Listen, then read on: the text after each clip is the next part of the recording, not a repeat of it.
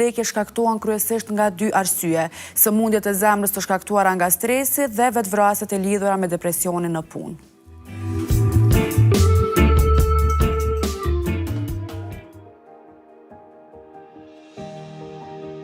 Stresi në punë është një nga faktorët më të mëdhenj të rrezikut për shëndetin mendor dhe fizik të punonjësve në mbar Evropën. Ky fenomen ka marrë përmasa shqetësuese viteve të fundit, duke u bërë një çështje që kërkon vëmendje të veçantë nga institucionet shëndetësore dhe ato të punës. Puna e tepërt, orët e gjata, presioni për rezultate dhe mungesa e mbështetjes janë disa nga shkaqet kryesore të stresit në vendin e punës. Pasojat e stresit kronik janë të shumta dhe të rënda. Ai mund të çojë në probleme të tilla si pagjumësia, depresioni, ankthi, sëmundjet e zemrës dhe madje edhe sëmundjet më të rënda si infarktet apo goditjet në tru. Sipas disa studimeve të fundit në Evropë, stresi në vendin e punës është i lidhur me qindra raste vdekjesh çdo vit. Këto vdekje shpesh ndodhin për shkak të problemeve kardiovaskulare që përkeqësohen nga stresi afatgjat.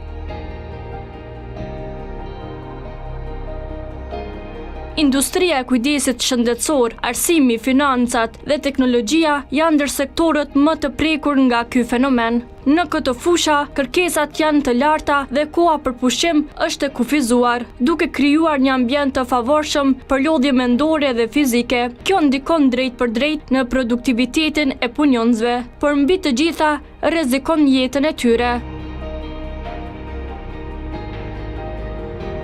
Për të luftuar këtë problem, shumë vende evropiane po përpiqen të zbatojnë politika më të shëndetshme pune. Disa kompani kanë filluar të ofrojnë mbështetje psikologjike, fleksibilitet në orarin e punës dhe ambiente më të përshtatshme në punë. Megjithatë, ende ka shumë për të bërë në këtë drejtim, veçanërisht në vendet ku kultura e punës favorizon mbingarkesën dhe injoron mirëqenien e punonjësit.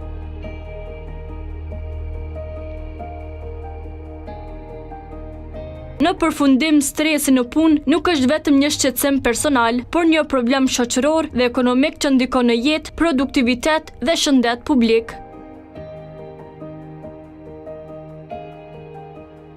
Ndërhyrja e hershme, vetëdijësimi dhe mbështetja institucionale janë të domosdoshme për të reduktuar numrin e vdekjeve dhe për të krijuar një ambient pune të shëndetshëm në të gjithë Evropën.